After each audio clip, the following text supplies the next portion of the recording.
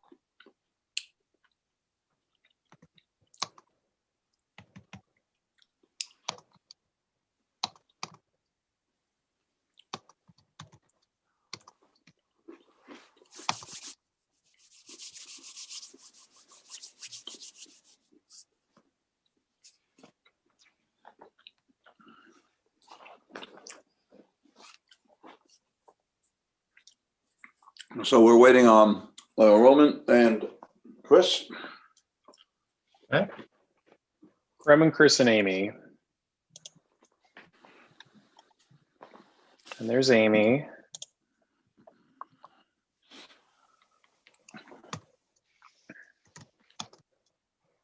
Hey, Zach. Hi, Amy. We'll wait a few minutes. Okay. Get everybody on board. Is this the new logo for the city? Yes, this is where one of the departments testing out the new branding, including PowerPoints and stuff like that. So the agenda that got sent out for this workshop was, I think, the first instance of our department modifying to use the new logo for agendas. So you'll be seeing this roll out a little bit more as we progress along. Like it. And let me know if we're going to go through, let me know if there's anything formatting wise that works, doesn't work. Maybe something didn't work with the old one as well, and now is a good time to change. So feel free to bring that up tonight. Okay. I noticed the website for the city has also changed. Yeah, It's we're much working on. improved. Yes, we're working on that as well. There's actually 2 planning board pages, so we're trying to eliminate one so it's a little bit easier for folks to use, but we are working on that as well. But it's a good opportunity for us to populate more of the plans and projects that we're working on as well. So it's a good step forward. Yeah.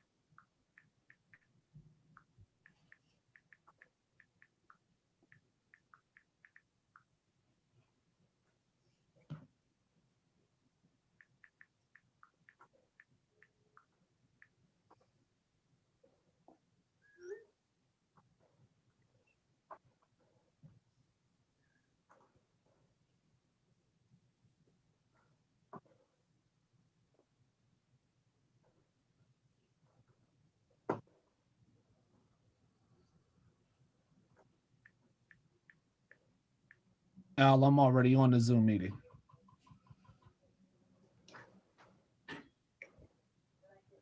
What'd you say? This is Chris. I am on. I've been on. Okay.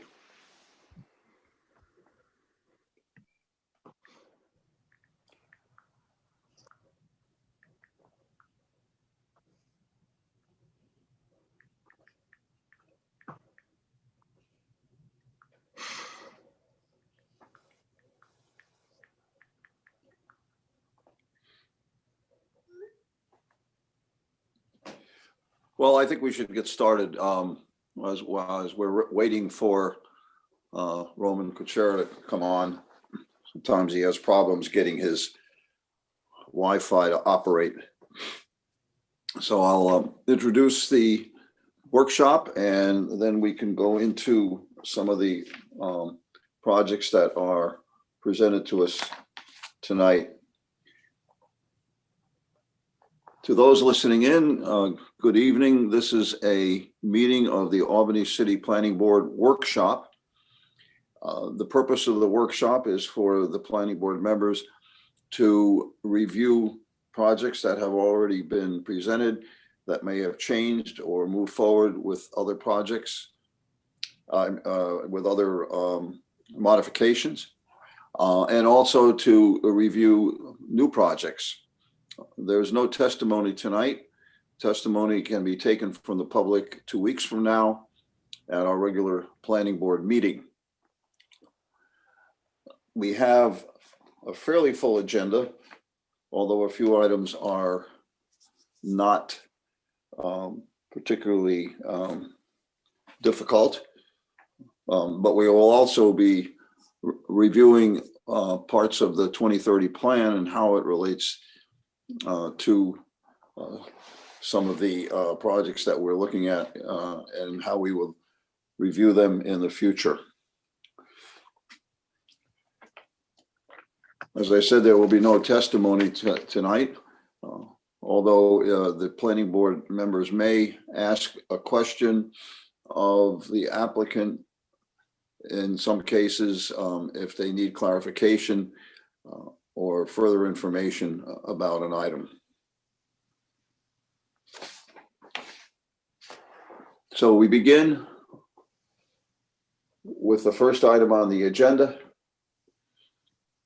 which is 425 North Pearl Street. This is DPR 0107.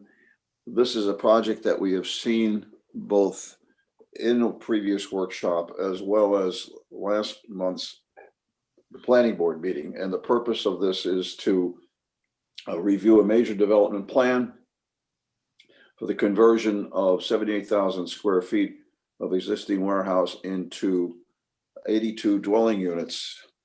This project is in the warehouse district. Great, thanks, Al. This is going to be a pretty quick one because there's not too many updates. And I'll progress to the next slide. Just as a quick update, this was referred to the Albany County Planning Board for their January meeting, and it was deferred to local consideration. And right now we're working with the applicant to finalize some smaller items. So we're scheduling this for February's meeting. And we'll be in contact with you if there's any changes to that going forward. But a lot of the comments that we're working on right now are related to landscaping and screening, and they're pretty minor. Do any of the board members have questions on this? Yeah, this had to do with street trees and existing trees, right? Yeah, so one of the two comments we're working on right now with the applicant is that they need to provide one tree per 35 linear feet of street frontage, but there are some existing street trees. And so if you measure the caliper or the circumference of the tree measured at 4.5 feet from grade, depending on how large the caliper is, they can get credits to basically reduce the number of trees that they have to provide. So right now the applicant's working on providing that information. And then if the existing trees don't decrease the required amount of trees, then they'll be adding those trees to the site plan. And then the second piece is that the applicant was proposing to remove the chain link fence. So with that being removed, new screening would have to be installed. So that could be a fence, it could be a wall, a decorative wall, or it could be vegetative screening. So Okay. right now they have to add those, and then we're working with departments to finalize comments as well. But it's relatively minor on the whole. Okay. Board members, any questions on this? Okay, we'll move to. Do we, I'm sorry, do we have a rendering or a site plan or anything? Not in the PowerPoint, no, but since Just check out the Dropbox. yeah, if you check out the Dropbox, it'll be there.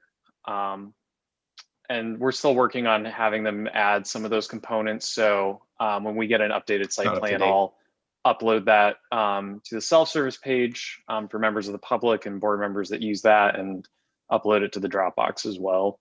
Okay, thank you. Okay. The next item is DPR 0101, and this is 35 Commerce Avenue, which is a major development plan review for the construction of a 17,000 square foot warehouse addition. And again, the board has seen this in the previous workshop and the previous planning board meeting. And I think this is moving along also fairly quickly, so we can get this on the planning board agenda in 2 weeks. Yep. So the only thing that we were waiting on from the last workshop was water department approval, and they provided that. So really, it just needs to be a public meeting. So this is potentially an item that could be a consent agenda, depending on how the board feels. Could also open it up for public comment as well. We haven't received any public comments so far. So. Okay. Wasn't there a question about the setback from that side road on this one, or was that addressed? We addressed that during the meeting. I think it was compliant. I forget what the setback requirements are for an I-1. I believe it's 10 feet, and I do believe that they were a little bit, they were compliant and went a little bit above what was required for that. Okay. Okay, we could, if there's any public comments that come in, then we can entertain that. But if not, we can put this on a consent agenda. We'll see as we get closer to the meeting. Okay. Okay, the next items on the agenda, that these are two that are very similar.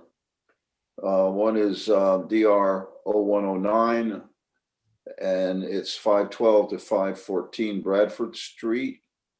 And it is for the demolition review of an 820 square foot detached accessory garage. And the other one is 97 Reichman Avenue. And it is also for a demolition review of a 594 square foot detached accessory garage. Great, thanks, Al. So these are both coming from the same applicant. So I'm gonna try and discuss both of them at the same time, since they have relatively similar characteristics and proposed plans. This on the agenda was noted as 512 to 514 Bradford Street, and that's just the postal address. When you look at the tax ID for the parcel, it's just 514 Bradford Street. Just in general, whenever there is a demolition for an accessory structure that exceeds 500 square feet, that moves from a minor development plan review, which is an administrative review from city departments, to demolition review by the city planning board. So that's why you're seeing both of these proposed demolitions tonight. So 514 Bradford Street, it's located in an R2 zoning district. a little bit towards the western portion of the city near Central Avenue. The image on the top left is the principal structure, which is an apartment building, and the accessory garage that's proposed to be demolished is located in the back behind the building, so not visible from the public right-of-way. The applicant is proposing to recycle 90% of the garage materials, which is masonry block. It'll go to a clean fill site to be crushed and recycled, and the remaining 10% will go to the landfill. For demolitions, they're required to recycle or reuse at least 35% of the demolition materials. And then after the demolition, they're proposing to use crusher run for off-street parking. I'll actually go back, which is currently what's used around the site already. And then I'll quickly go through 97 Reichman as well, because it's a similar proposal. This is located in an RM zoning district that's surrounded by an R2 zoning district. You can see, let me get the annotation. You can see the principal structure right here, and then the garage peeking out behind here. And this is the proposed garage to be demolished. And it's located in the Pine Hills neighborhood. Similarly, they'll be proposing to recycle 80% of the garage masonry block to a clean fill site, and the remaining 20% will go to the landfill. And they're also proposing to use a crusher run to replace the former footprint of the garage and use it for off-street parking. I saw, went and took a look at both of these, and the garages are in very rough shape. In fact, the second one on Reichman Avenue, I believe has holes in the roof and hasn't been used for a while. But I did want to bring up one thing.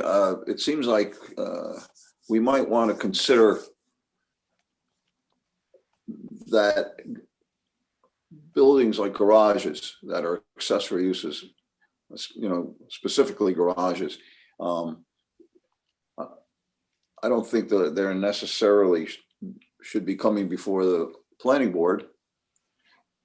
It would seem to me that that's something that ought to be an administrative decision within the planning department's professional staff, instead of having such an item before the board. This would require a text change in the zoning ordinance, but it may be worth considering, because there are a lot of these kinds of old garage structures that are falling down and probably need to be demolished. So it's something I'd like to just put out there and have at least the department staff consider it, and perhaps bring it back to us with a recommended text change in the USDO. Are there any other comments? Would you put a size dimension limit on that? Like, you know, I think 2 stall is typically like that 520, something like that, around that, you know, for a decent size too. And then, you know, you also see a lot of 3s, so maybe something over the 750 square foot. I don't know if that's even necessary. Yeah, I don't either. I would leave it to the staff to consider the square footage as a possibility. But I think that's a good idea. And in some instances of our code too, for like partial demolitions of buildings, if it's less than quarter of the building and it's not facing the public right of way, then that goes to an administrative review. So it could also relate to the location of the accessory garage as well, and whether it's, you know, within X number of feet of the front lot line, or if it's visible from the public right of way. That might be things to consider as well. And if any other board members have thoughts, feel free to jump in. Yeah, I think where I find that a lot of the issues with demolition centers around historic areas. So I think that we should keep that in mind if we're recommending a text change to the USDO. And maybe keeping it more for ancillary use, not for primary use, as well. Just, because we don't want somebody having, like you were saying, Zach, having an addition or something like that that they want to take down, which may have historical significance. So just trying to make sure that, without coming here, I understand Al's point and I get it. I agree. Just trying to toe that fine line. Yeah, and for demolitions that are in historic districts, those all go to the Historic Resources Commission for their review, regardless of whether it's an accessory or a principal structure. I think if we want to consider maybe demolitions within national historic districts, but are not in local historic districts as a component of that review, that's something to consider. Or whether it's designated a contributing structure. That's something that we could look into as well for properties that are outside of a historic district but are historic themselves.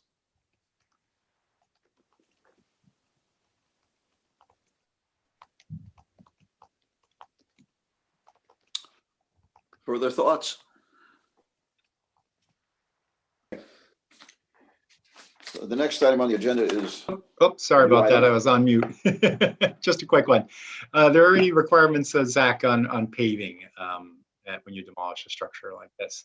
Because I'm a bit, I think that could be a concern if the paving is not done right, that there might be drainage problems and runoff problems and things like that. Yeah, so for both of these, they do have a curb cut, made of cement. And there's already crusher run, along the driveway already. So when I referred this to Commissioner Spencer, he did not say that they had to pave the entire parking area as a result of the demolition. Okay. But it was a question that I had as well. And that's why I referred it to him. Okay. But no, not in this instance. Thank you. Okay, we're ready to move on. Already. Mm-hmm. Yes. The next item on the agenda is a new project for us to consider, and it's CUP 0038 and DPR 0115, and this is a 22 Holland Avenue. The proposal is in a mixed-use community urban district, and it's a concept review for a major development plan for the construction of a drive-through fast food restaurant. Great, thanks. And Al. the site plans and elevations and all were put in the Dropbox, but I'm sure you have them here too, right? Yep. Yeah, thank you, Al. Okay. And just before we start, just to clarify, the reason that this is going for conditional use permit review is that drive-through facilities are considered a conditional use within the MUCU zoning district.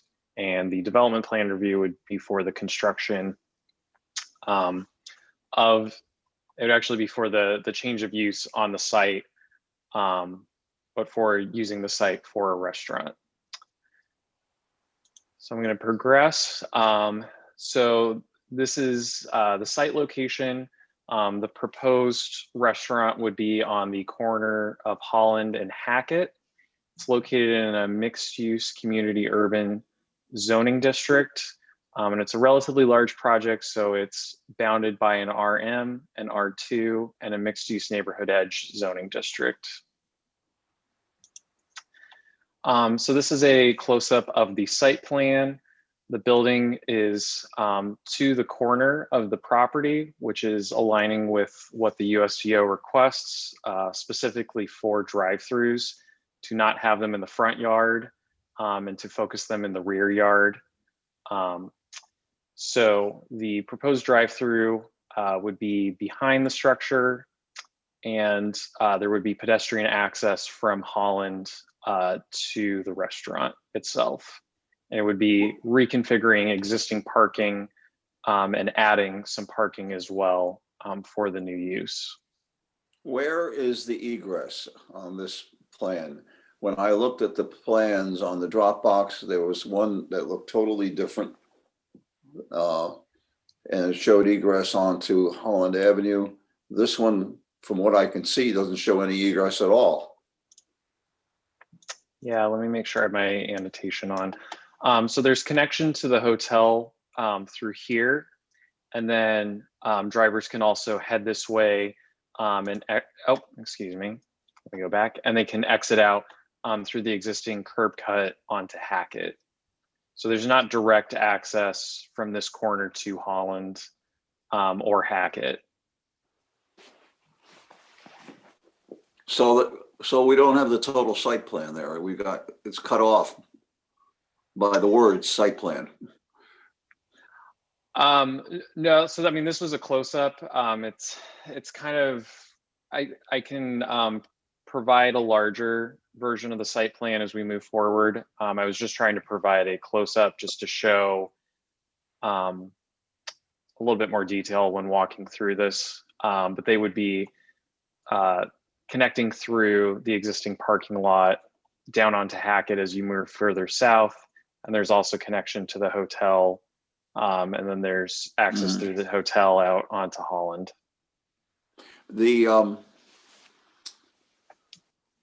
So this would exit immediately onto Hackett. It would exit immediately next to the proposed apartment project that's a little bit to the west of here. Is that correct?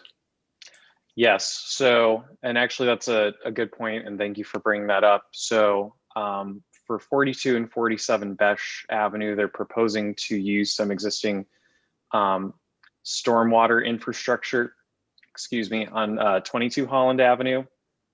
So this is going to be something where there will need to be a combined environmental review for both projects, since they are both sharing 22 Holland Avenue. And it's a good opportunity for us to more holistically look at the combined impacts of both proposed projects.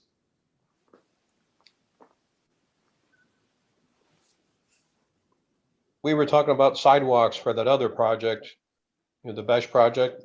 Am I seeing sidewalk along Holland continuing on to Hackett in this illustration, or no? I believe it's shown, yep, my annotation's on right along here. Yeah, it looks like it continues along Holland and up to the former nursing home there, the hotel. Yeah, Okay, and they'll be required to install sidewalks along the entirety of the frontage as part of this project, and for every project. I think except in land conservation districts, every project is required to do that. Do you have other plans to show? Yep, I was gonna progress on to the elevations and the floor plans. Were there any other questions on the site plan? What is the thick dashed line in the bottom of along the bottom of the lot, the parcel? This is a retaining wall because there's a change in grade from here. Okay. Any other questions? Hey, Zach. Yep. How does this play with the other project that I thought we looked at that's like right next door, going right into the back of that thing from behind the hotel, or more on the wrong side of the street? So both are fronting Hackett. So the project for 22 Holland's here, and then if you head in this direction, would be 42 and 47 Besh Avenue. So they are right next to each other. And there are components for 42 and 47 Besh in our code where we require applicants to look at using existing access from neighboring properties through existing curb cuts. So I think there will be potential related traffic impacts as part of this. But they are proposing to use portions of 22 Holland 42 and 47 Besh for stormwater, and potentially maybe connections for the parking garage. And then for this project, using a portion of the site to construct a new building, new parking, and modify some existing parking as well. Is this on the same tax parcel as the hotel? Yes. Okay, so that's why they got the road leading up to the hotel. So it's part of the same Yeah. development. And let me actually go back because I think, yeah, so this is 42 and 47 Besh right here. And then the property outlined in green Okay, that's all, yeah. is 22 Holland. And the parcel between this property and the 42 Besh, isn't that part of the Besh project as well? That one isn't. It's owned by Sayville Browning, who owns this property right now and owns 42 and 47 Besh. So, most of these properties on this corner are owned by the same owner. Right. But Okay. different applicants for both of these projects. So right now that middle parcel, similar ownership, but it's not encumbered by any plans for proposed construction, but it does have the access going through it. Yes or no? Probably not, right? If the applicants for 42 and 47 Besh do decide to use the existing curb cut from 22 Hackett, they would need to get a cross access easement for this smaller parcel, because I think the connection to the proposed parking garage would come from there. So it would cross over and then onto 22 Holland onto Hackett. Did traffic and engineering have any comment of whether the shared access for all three parcels is superior than having separate entrances, or? So both of these are at the concept stage, so we haven't referred it out to departments because at concept stage, we like to have the opportunity, for the board and for members of the public to provide comments so that the applicant can make, if they need to make substantial changes, that they can do that before making a full submission for their application, just so that we're not wasting the time of departments with something that might change drastically and then cause them to go back through the review for an even longer process. Okay. Martin, can you opine in your background and experience? Is that in a situation like this where they could be shared access, is that something that's preferred, especially since it's so close to the intersection, or no? Mhm. Yeah, it's definitely preferred, because every driveway is a potential, conflict point, accident location. So when you reduce the number, you generally increase safety. Okay. Yeah, to me, it makes sense, especially since you have an existing drive already leading up to the hotel. And the way it's configured, it's like they kind of decided to have that access for the other developments. So that's just my thoughts. I would agree with Martin that would seem like a logical, especially again, since you're so close to the intersection, that's a busy intersection. Right. Yeah, you want to put the driveway a little bit farther back, like it is now. Yeah, it's good for vehicular traffic, and it's also good for other modes of transportation like bikes and pedestrians too, because it's viewed or conflict points as well for them with cars as well. So it's usually a good idea for all parties involved.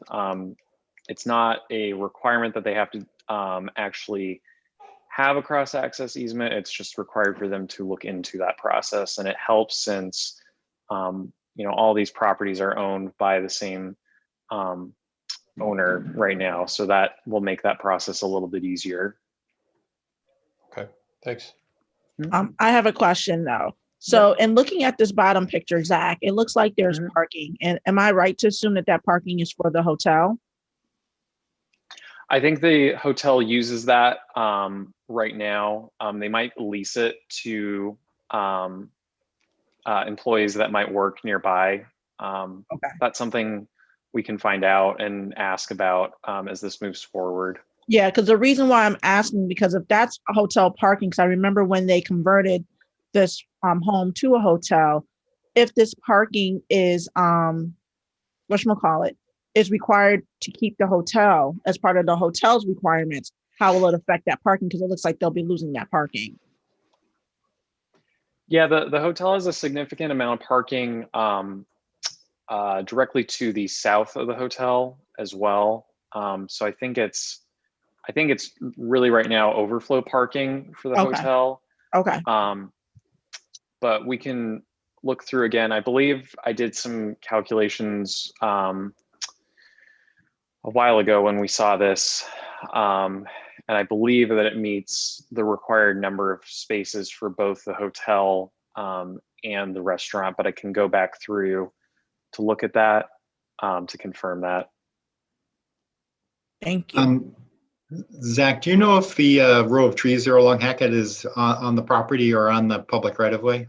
Would we be losing those as part of the development? I believe that's on the property. You know, they would be required to install one tree Okay. per 35 feet if they do need to remove those. So Okay. they would be replaced. You know, we do forward stuff to the Office of the Forester so that the forester can look to see, you know, if there's existing trees that are invasive species, it's better to remove them. But if there are sensitive trees or trees that are providing a good service at the site that they're at, they may request that the applicant modify the layout in order to retain those trees. Okay, thank you.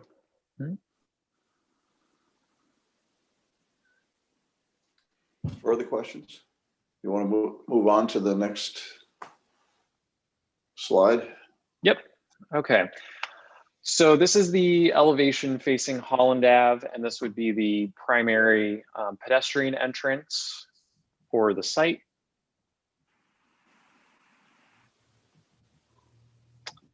And then this would be the elevation if you're going through the drive-through, or if you're walking from the parking lot into the building, this is what you would be seeing.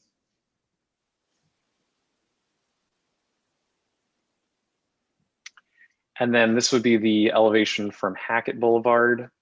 Our code does have some requirements for transparency for facades facing a public right-of-way. So I think there will have to be some changes or waivers requested by the applicant. This side of the building is more of the back end of the building for their cooler space and freezer space, as well as their food prep as well. So I think similar to the discussion with the proposed Stewart's at 2 Colvin Avenue, there might have to be some rearranging. And there might just be some things that we're not aware of or components of the restaurant design that might not be able to accommodate for that. And they might have to seek a waiver as a result of that. And then this is the east elevation. So if you're coming from Holland Avenue heading west, this is what you would be seeing. Again, there's the secondary pedestrian entrance right here, right next to the drive-through.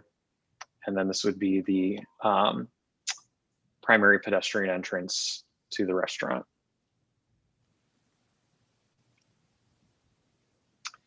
This is the, oh, I'm sorry, go ahead. Go back to that. That is again from, which elevation? East? Yeah, if you are coming from Delaware down Holland Avenue, or if you're coming from the east heading west.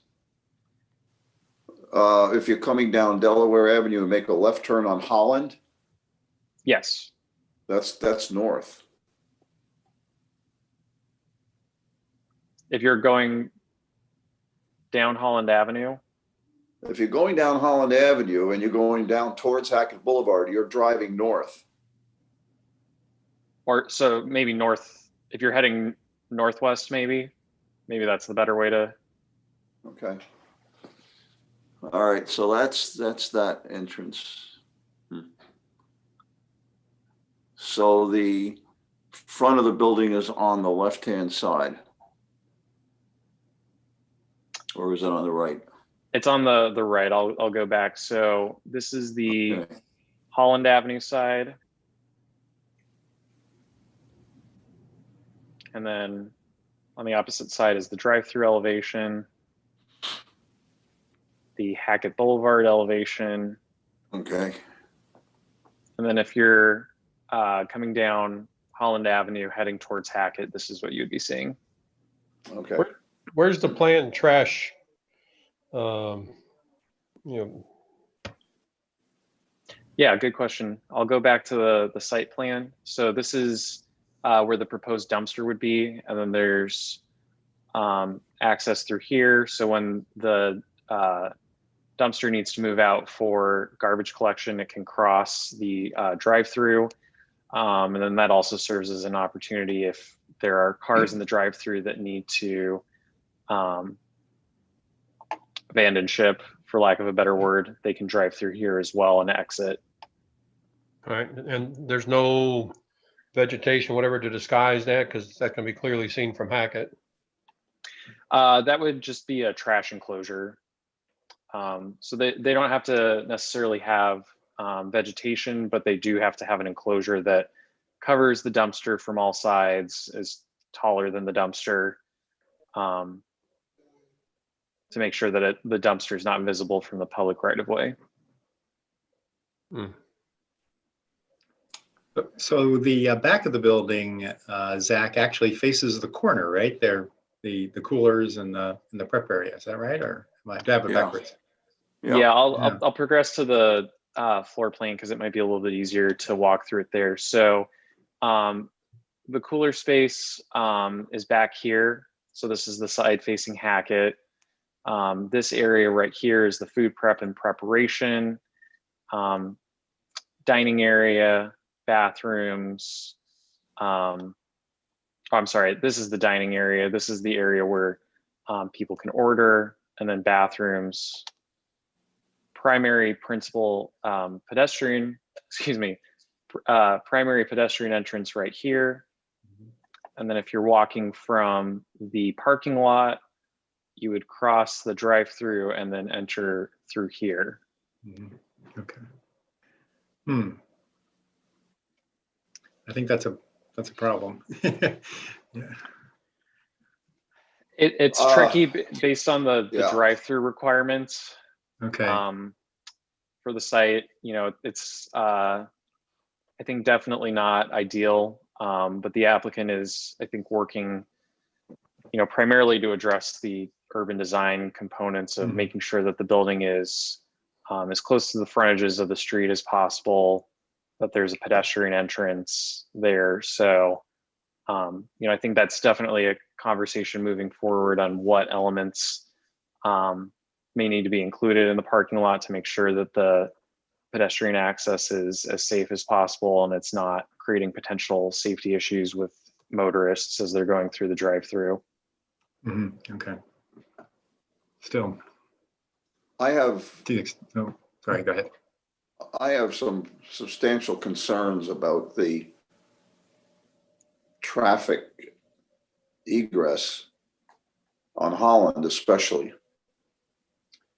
That corner and the Holland Avenue, Hackett Boulevard corner as well get pretty clogged up in the rush hour period.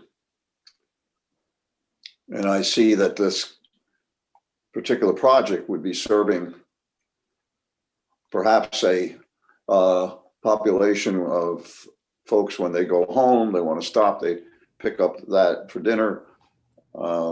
It seems to me that I would have a lot of concern about how the traffic pattern is going to be. The other thing I'm wondering too is there's a huge amount of parking there that is hardly used. It seems to me that, again, you have a lot of drive-through, but very few people would park. it's been my experience at any drive-through is whether it's Dunkin' Donuts or any other coffee shop, like Starbucks, as well as the McDonald's across the street, there's too much parking. The McDonald's lot is hardly, except for the workers and maybe 2 or 3 people that might be inside ordering. There's very few cars that park there. So I think we're getting overparked. We're putting a lot of pavement down that's not being used. In fact, the other day I stopped at McDonald's and to get some coffee, and that the line of cars, there must have been 15 cars in line picking up in the drive-through. I parked and walked inside, and it was just me and 2 other people. So I've got a real concern about both the egress and the traffic pattern and the amount of parking that we're allowing here. And we've already unfortunately allowed under the old zoning ordinance on these other places. Yeah, so that's actually a good transition just into the additional information. So for the restaurant use, they are required to provide 16 spaces. They're proposing 20, which is a little above the maximum 115% permitted. I think technically, based on the square footage, it's 16.48 spaces that are required. We round down in that instance to 16, and I think they rounded up to 17. So that's why they were proposing 20 for that. You know, the applicant does have options to reduce that based on proximity to transit and shared parking. So I think, you know, they could look into potential options to reduce there. And I'm sorry for people in the chat. I just saw those. So Glenisa, in response to your question about who uses the parking right now, it looks like it's leased to people who work at Albany Med right now.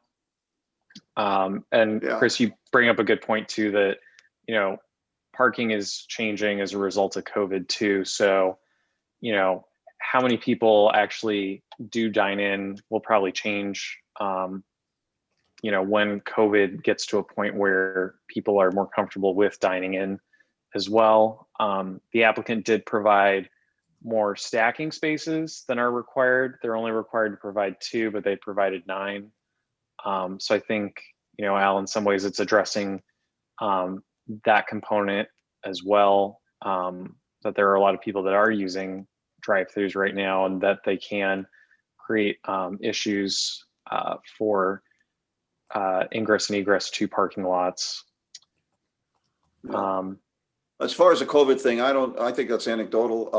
Before COVID, I've experienced the same exact thing. Most people will spend time driving through with their cars idling instead of going into the shop. Whether, again, it's Dunkin' Donuts or Starbucks or McDonald's. I mean, I think that's not necessarily the case.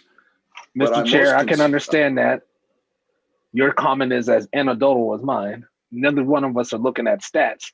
And I would say that my point is backed up much more by what the current law and rules are as far as being in a space. I'm not saying that is the factor, but when we're looking at things right now, certainly the traffic patterns and going into restaurants and dining inside of them is affected by COVID-19. And I'm not saying that's it's just something to consider as we're looking at it. I don't disagree that there's a lot of traffic going through the drive-through, but some of that is on COVID-19.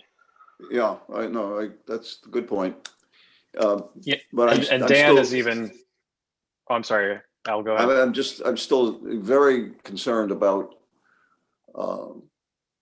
just too much parking, the sea of parking across the street at the McDonald's and at the Walgreens that's never used, hasn't been used, and it just sits there. And it's way too much paving over. And, you know, we're dealing here with a situation where we had a spot zone created when the Walgreens came in.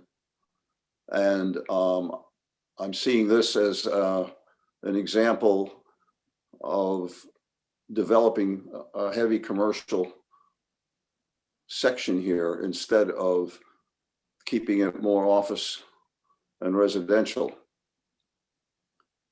So I got some concerns about this development in general.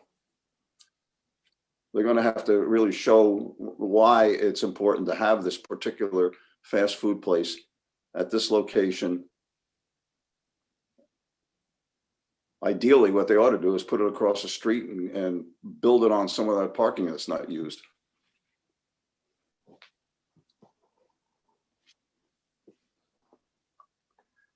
And Alan, Chris, I think to add to your points too, I think, you know, we've had Dan Hirschberg here, and Martin, feel free to jump in as well on this, but I think it's, you know, even a little bit difficult for transportation professionals as well to gauge, you know, where we're going to be post-COVID as well, because there's not really good comparisons at the moment. You know, and I think there's also different traffic patterns coming up, you know, especially for the influx in delivery, where there, you know, will be people parking in the parking lot to go pick up orders for people and then deliver them instead of wait through the drive-through line. So I think there's a lot of factors that, you know, are kind of new and will need to be looked at as we move through the process to make sure that it's reflecting current needs, trends.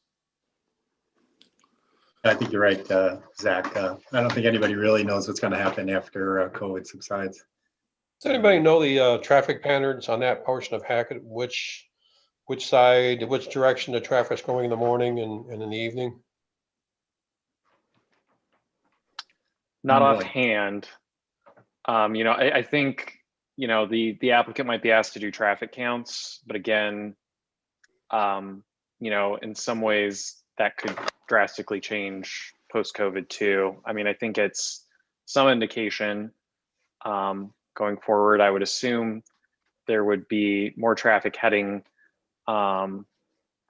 northwest or north, as Al was talking about, on Holland towards Albany Med, as well as traffic heading north and northwest from Hackett onto Holland as well, also heading to Albany Med in the morning, and then probably the reverse for the PM rush hour. So that's my guess, but again, that's not backed up by any particular data that I have. My guess would be it's going to be a lot. You know, a Popeye's fast food is probably going to be more popular at lunchtime, which maybe wouldn't be as much of an issue, but, you know, also at like dinner time. And that may be an issue. You're close to that intersection. If I'm wanting to go cut into Popeyes and I'm turning off a Morton to go down to Hackett, I'm going to be holding up all that traffic behind me. So that might be a congestion problem. So I can see where a traffic study would be beneficial in this instance, understanding when the busy points are and how that's going to be affected by a fast food in that corner, and whether access should be restricted to that, or maybe exiting onto that Hackett. I mean, the Morton. And you have two major office buildings as well. You got to remember, you've got the Office of Mental Health, and yeah, there's two major employers right on Holland Avenue. Yeah, coming down Barton Way, not too far away, right? Yeah, and the VA down the street. Yeah, I agree. Like, and I agree with Zach's assessment. You know, going back and forth to school during that time period, during the major rush hour times in the morning, and in the evening, around dinner time, is when that whole corridor gets severely backed up. Because it's really a single lane until you get to where Holland and Hackett meet, and then then it turns into a double lane where there's a left-hand turn onto Delaware Avenue at the corner of Holland and Delaware. But other than that, it's a single lane. So you're right. You have the law school, you have the pharmacy, you have Albany Med, you have VA, people who are trying to grab food at McDonald's and people starting at Walgreens, all trying to go through that area, and it gets really tough. So I agree that there should be definitely a traffic study, and I'm also concerned with that left-hand turn from Yeah. from Hackett Boulevard into the driveway, because that gets backed up as well during the whatchamacallit, the rush hour times. And I think there might be enough room for people to go around on the right, but I'm not sure. I have to remember, because I know that there's like some type of weird dip as you get closer to the edge of the properties.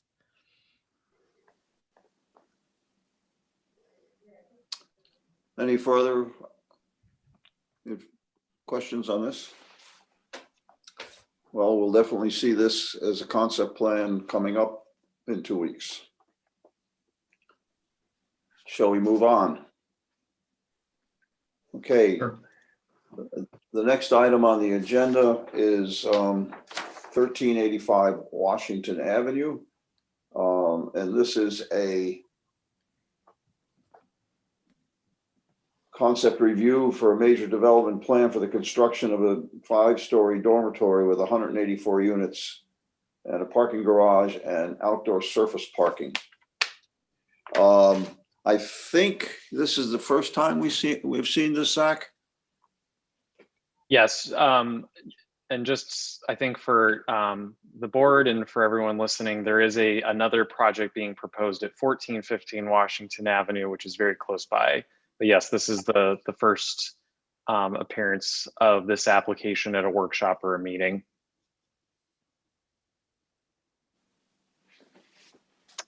Okay. All right. So this is located on Upper Washington Avenue across from SUNY Albany. It's located in a mixed-use community urban zoning district, which is bounded to the south by Washington Avenue and to the north by I-90. You can see a picture of the site with the Auden development that's already been constructed.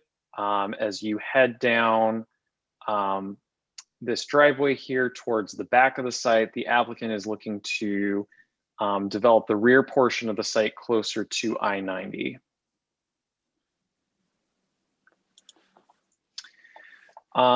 So this is a quick survey of the site showing what's there right now. There are federal wetlands that are on the portion of the site that the applicant is proposing to construct the dormitory on, and those are highlighted in this kind of bluish green right here and here. And the majority of the wetlands are proposed to be disturbed. As part of this project, the Army Corps of Engineers will be reviewing the disturbance and commenting on any potential impacts as a result of the disturbance. So this is just something to keep in mind as we progress forward. So I will move on to the next slide. This is a rendering of the site. There is a difference between the renderings. There's a second form of access to the proposed parking garage that's shown in the floor plan. So I'll make sure to note that again, and that'll be located here, but it doesn't show up in the renderings. So the applicant is proposing, I'll quickly go back to the survey just to help contextualize this. So the applicant is proposing to demolish or the existing retaining wall right here and continue down into this portion of the site. So there's an existing parking lot that serves the Auden. So if you're coming from there down, this is where you would enter main area for the proposed dormitory. And while the trees are obstructing it, there's a driveway that continues along here. And there's a proposed garage entrance here as well. And then this is a, oh, I'm sorry, go ahead, Al. That's the existing building. No, this is the proposed. So yeah, what is that building? What is that building that you're? Yeah, and is that the one when you go to the site plan? It's on the left. Yeah, when you go to the survey, this is the existing dormitory right now. And that is what? What dormitory is that? That's the Auden. That's the one. Auden. Yep, Auden. Oh, Auden. Oh, yes. Okay. All right. And the other building is going to be built on that very narrow wedge. Yes. Yeah. So the building's going to be the proposed dormitory is going to be constructed on this lower portion of the site that's fairly close to I-90 down here. Okay. So the building is actually going to be on the upper part of the green area. Yeah, it's gonna yeah, the layout's gonna pretty much encompass all of the existing federal wetlands, and then the other non-wetland portion of the site along here. Zach, how are they, how is the, what are the restrictions of the federal wetlands? Because typically federal wetlands are designated because of specific vegetation or, critters that live there and whatnot. And doesn't look like they're going to be mitigating it like next to the interstate, which probably wouldn't be conducive to that. So how is that being addressed? And then pigtailing on that, I'm assuming that if there's federal wetlands, you probably have state wetlands in there as well, right? State designated wetlands or no? I'm not sure at this time about state designated wetlands. There is a mapping tool that you can use through DEC to identify whether it's a federally designated wetland as opposed to a New York State designated wetland. Wetland designations kind of have changed through Supreme Court cases over the past few years. So usually lately, federal wetlands are not as stringent as New York wetlands. I'm not completely clear on the criteria to qualify one versus the other. But are they going to build on it? Are they going to actually build on that and fill that in, the wetland in there? Or yeah, that's what they're proposing to do. So again, that's why, the Army Corps of Engineers is going to be involved in the seeker review of this project. And they're going to be the ones, guiding on what are the appropriate steps to take in order to mitigate any negative impacts as a result of constructing on the wetlands. And it might be you can't construct on the wetlands, but we are kind of in the early stages of this, so we will be getting that input as the project moves along. So it is good to keep in mind, and I think we can talk about that more as we continue to review the project, and I can try and find more resources to help us all better understand what's the distinction between a federal wetland and a New York State wetland. And I think some of the comments that we receive from the Army Corps of Engineers will guide, what you all should be aware of as you're reviewing the project as well, so that you feel confident in better understanding what's going on, what's being asked of the applicant, so that you can ask the applicant questions related to the impacts on the wetlands. Okay.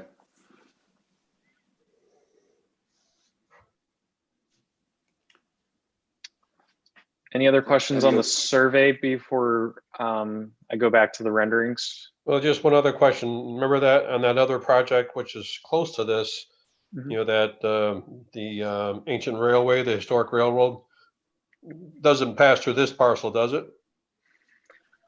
No, it actually does not. And that's a very, very narrow historic district itself, but it does not. Okay. Yeah, I was going to ask the same question. I was wondering where the railroad was in this. Yeah, but Yeah, Al, you railroad, can't take that train, that railroad anymore. It's out of service, so you'll have to walk. Okay.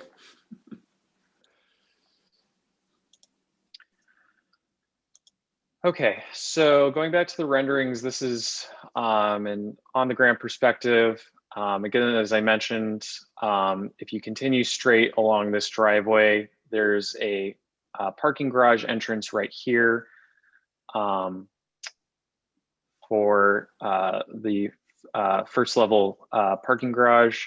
And as it's not shown in the renderings, but there will be an entrance to the parking garage as well, right here as well. And then this is another perspective close up looking at the lobby area and the courtyard for the proposed dormitory as well. And this shows a turnaround area for cars who may be dropping off residents or picking up residents, so that they don't necessarily need to enter the parking garage while waiting for unloading and loading residents. And is that in the rendering here? Is that, I'm trying to understand.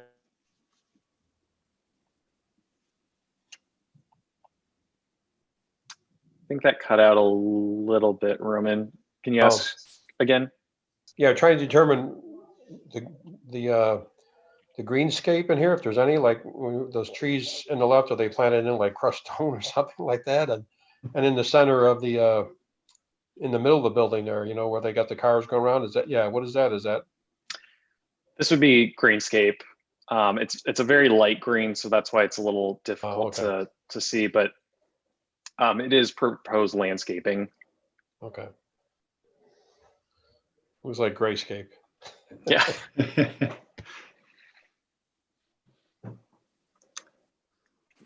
Any other questions? So it seems like the building would back directly on I-90. Is there any space between them at all, really? Not much, no. Okay. I guess I come back to my old comment since the first of these projects, which is I just think I think some intervention needs to be done, because we're putting a very large population of people who, go to school across the street without, and it's practically an expressway, Washington Avenue in this area, and something really needs to be done to improve the safety of that situation. Yeah, and thank you for bringing that up, Martin.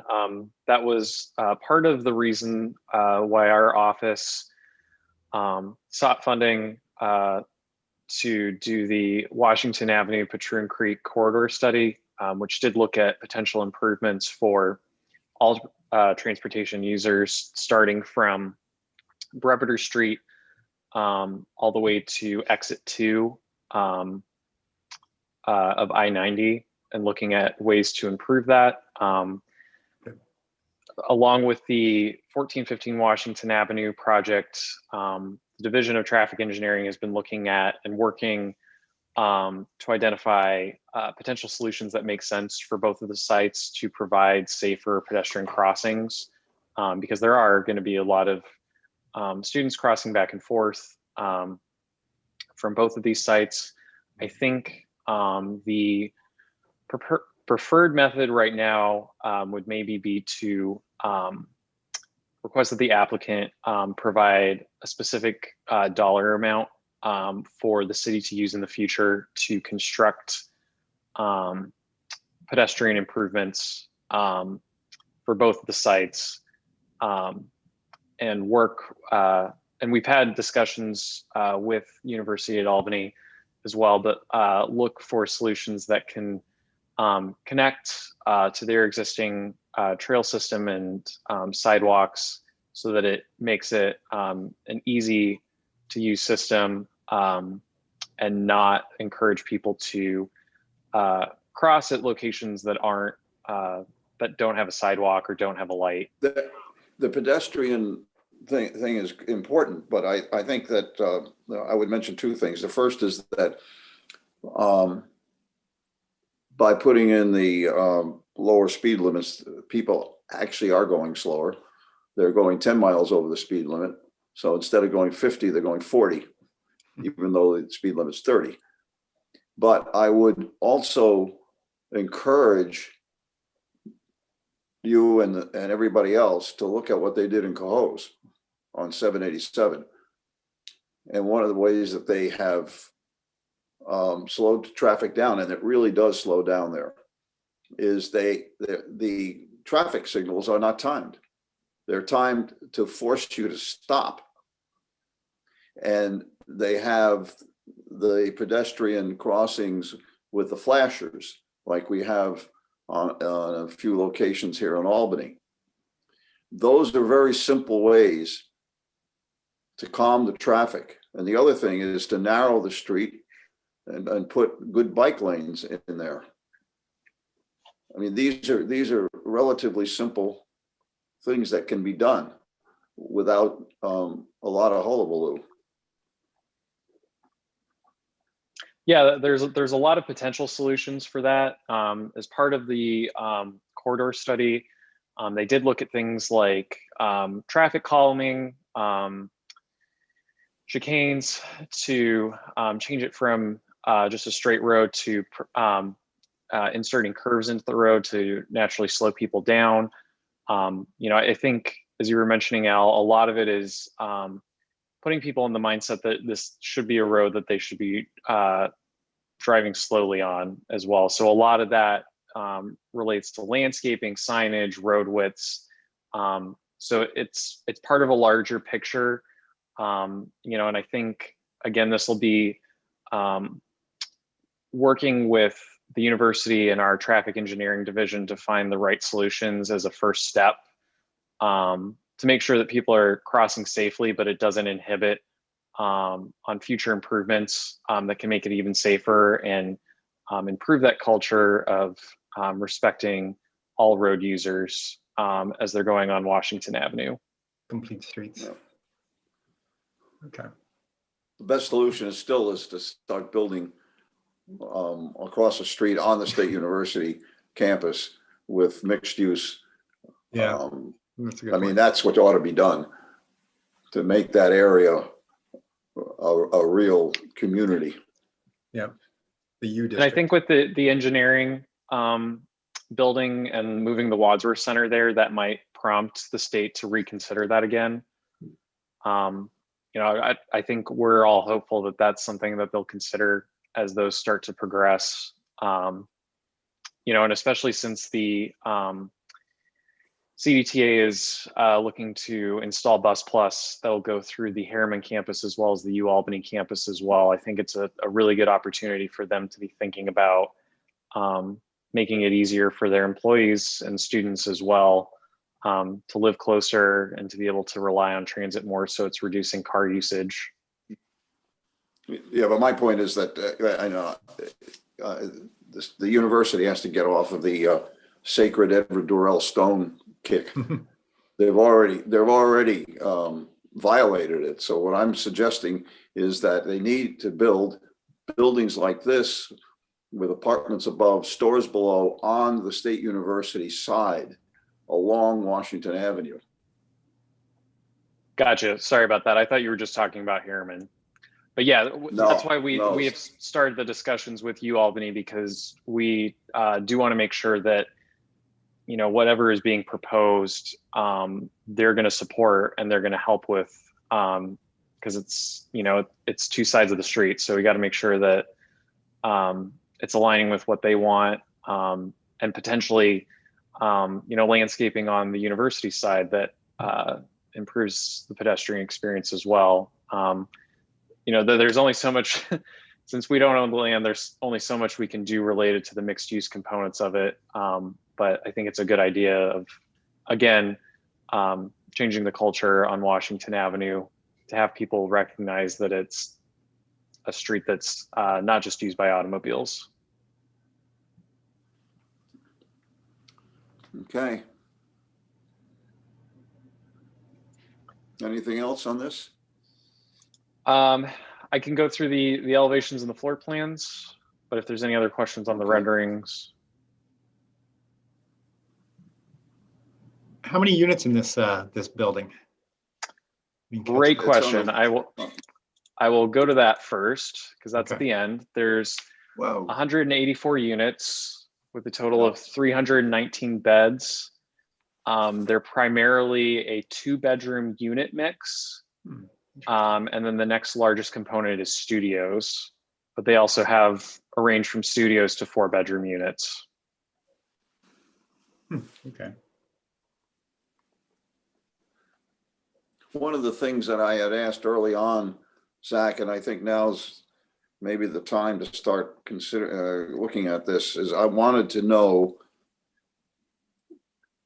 how many police and fire calls have occurred since the 1 year where there was some problems with the initial development down the street. Yep. But I wanted to find out, and now that we have 3 projects that are student suites, I'd kind of like to see if there has been a decrease in those calls. So it might be something to check out. Yeah, I can do that for you, and I can. I'll try and get that by the next meeting, if not sooner. But yeah, I can provide that information. Okay. I think the first, that project had problems for a year or 2 because of the way the electronic system was set up, but then they solved that issue. So a lot of those calls were annoyance calls and not real calls because of the way it was set up. But I don't know if that was a 2-year problem or a 1-year problem. I'm not sure as well. I'll when I get the data, I can try and go back as far as we have that within our system, and then maybe show both the years where they were having those difficulties as well as the subsequent years, so that it shows the change. Okay, thanks.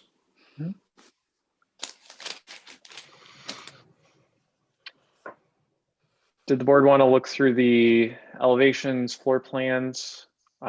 It's a large building and it's kind of small for the floor plans, but I'm happy to walk through those. Well, we've got some other issues on the agenda, so maybe we want to move on if the board doesn't mind. No, I'm fine with that. Okay. All right. So we have a Okay. few other business items. I'll leave that to the board on which order you'd like to go through those. Well, you wanted to give us an update on the 2030 plan, indicating some of the goals and objectives that have been satisfied and some that are being worked on. If you can go through that, and then I know that Amy has wanted to give us an update on Coleman Avenue. I don't know if there's other items too. And I think Amy had prepared a PowerPoint presentation on what planning boards in New York State, what they're enabled or allowed to do. So she had a presentation on that as well. So I don't know which presentations or topics you want to start with or have preference towards, and I can try and shuffle things around if we need to change things. I can also do like fast or slow with my things. I'm sorry, Amy, I didn't hear you. I can be fast or slow with my things, depending on what you guys would like. Well, why don't you go first? we'll see what you have to say about what we're empowered to do and not to do. Sure. All right, Amy, I'm going to stop sharing and I will load your presentation. So give me just one sec. Sure. Thank you. Yep. So while he's doing that, I have an email that's set up and ready to send to all you guys that that has all the statutes and code sections that I list out in the PowerPoint. The PowerPoint's really just sort of an outline of those enabling laws and ordinances. And Amy, I also saved those documents that you sent into Dropbox as well, if that's easier okay. to. They're already uploaded in this email, ready to send.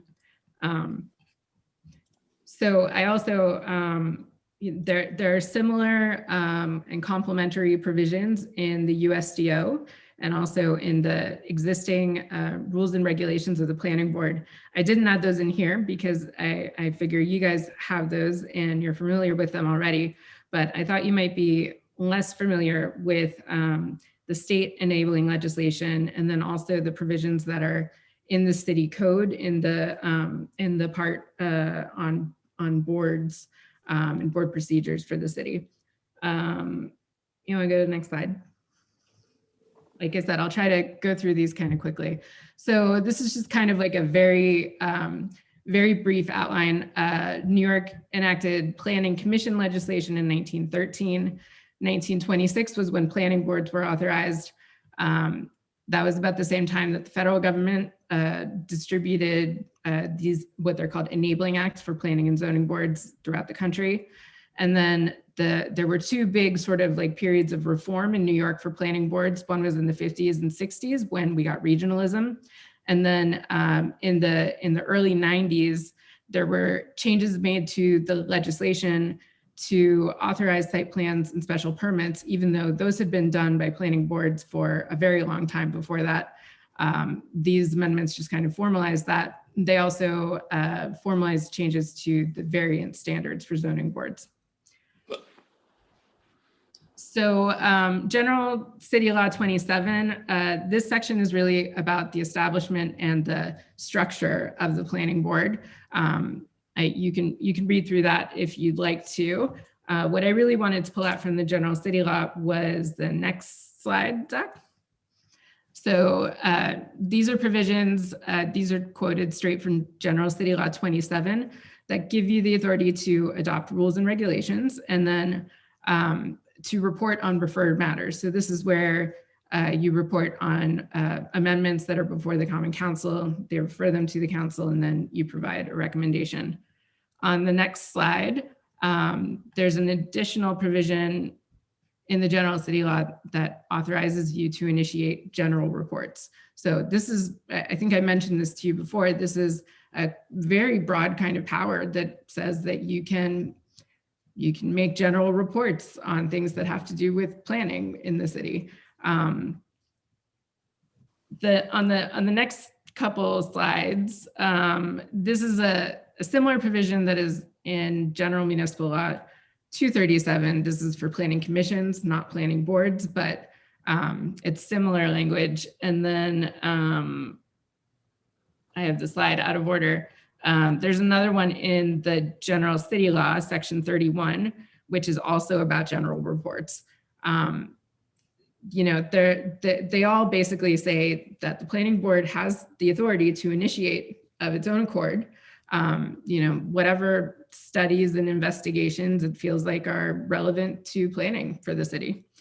I went back to my zoning treatise to see if I could find any information about this because none of these sections have really ever been amended by the legislature or really even discussed by court cases.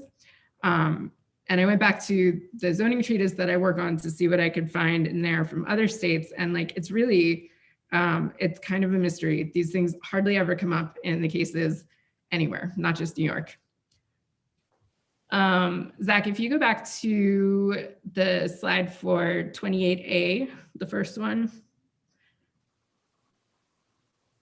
So I wanted to mention 28A. This is the section of the general city law that deals with comprehensive plans. So this is the 2030 plan. Most likely in New York, we have a kind of flexible definition of comprehensive plan. So it can include the comprehensive plan as well as the USDO, as long as it's some sort of comprehensive plan for the city's development. It doesn't really matter what we call it.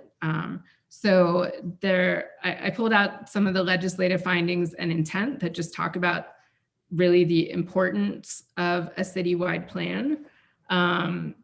You can take a look at those in more detail later if you'd like to. And then the next two slides are the contents. So this is what the planning board is authorized to include in the comprehensive plan. These things are very broad generally, and you can probably put most things that you could even think of into the comprehensive plan if you wanted to. Like I said, I did include full copies of these statutes for you, so you can go through them later when you have time, if you'd like to. I'm not trying to force you to do homework. The next few sections are really just pulling out some various sections. I do want to mention City Code 42-179. I think it's, yeah. So this is in the city code, and this specifically authorizes the planning board to hire experts and consultants and people should you need them. However, there is this caveat that you can only do so to the extent that the Common Council gives you money to do so. There's this limitation on appropriations is also included in the various other general reports sections that I mentioned before. You can certainly do it yourself to the extent that you have time and interest to do so. And if you want to employ experts for further purposes, you'll have to ask the local legislature for some money. What I did try and figure out whether or not the planning board can apply for and use grants directly, and I wasn't able to find any answer to that. So I'll leave that open-ended. Should you come upon a grant that you think the planning board could use, we can always try and figure that out. So like I said, the rest of this is basically, just an outline of these various sources of authority. I hope it's helpful to you guys just to have some of this, in a list that you can refer to, and then also just to have copies of this legislation. If it's not helpful, then, feel free to not look at it. The last slide that I have on here is just a few resources that I put together that I thought might be helpful to you guys based on some of the conversations that we've had recently in terms of thinking about what the purpose is and overall mission of the planning board are supposed to be, what your powers are and authorities are, and how you would like to use them. So in addition to these statutes, the general city law and the city code, I also included one law review article by John Nolan. He's a land use professor at Pace, and I like this article. It really goes into kind of the history of the planning function in New York State, and also, kind of the politics that have gone into shaping planning boards. It's a really interesting article, well written. I then included three pretty recent planning advisory service notes from the APA.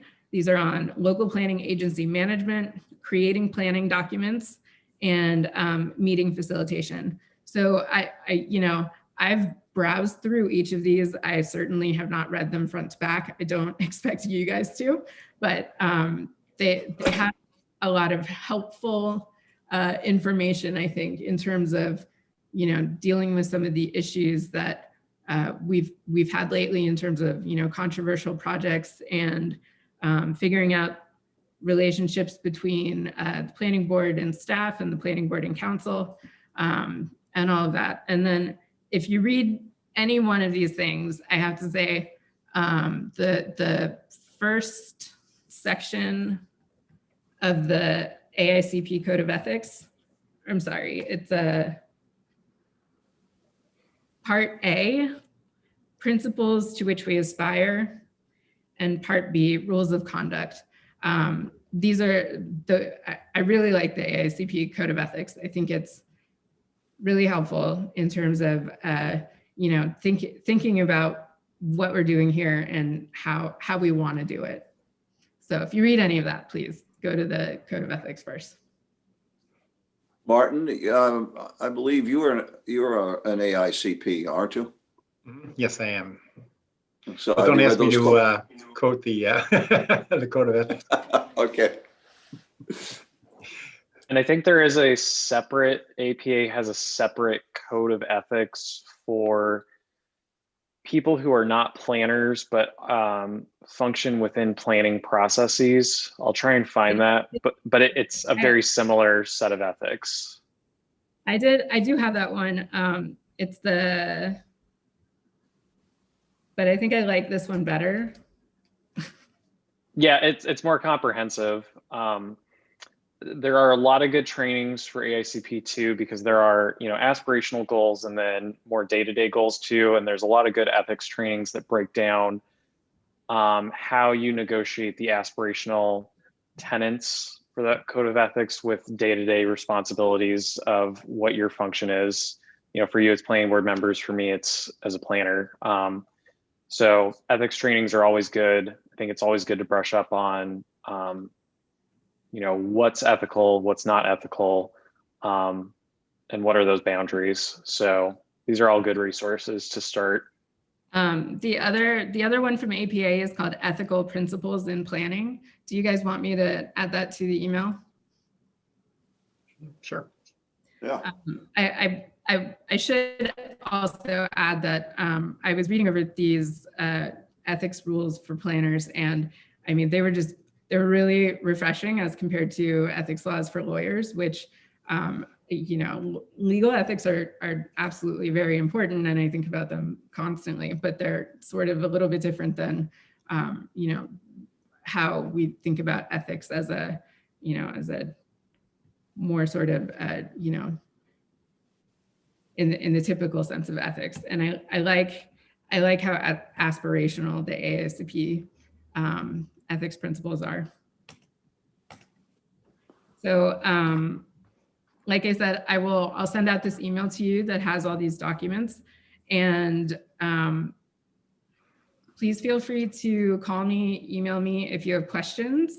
I think, as Zach and I have both mentioned, we want to help support the board and, and the board's goals and policies. So, let us know how we can, help to do that.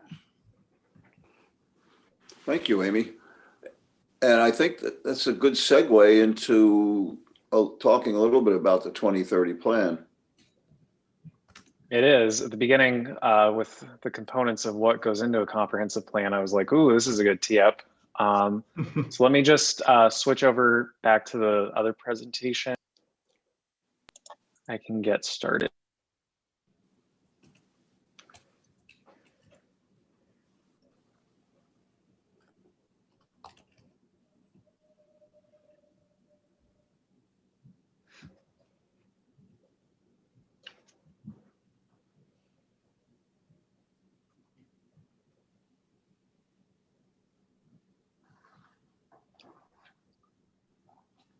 All right, thank you. Oh, give me just one sec.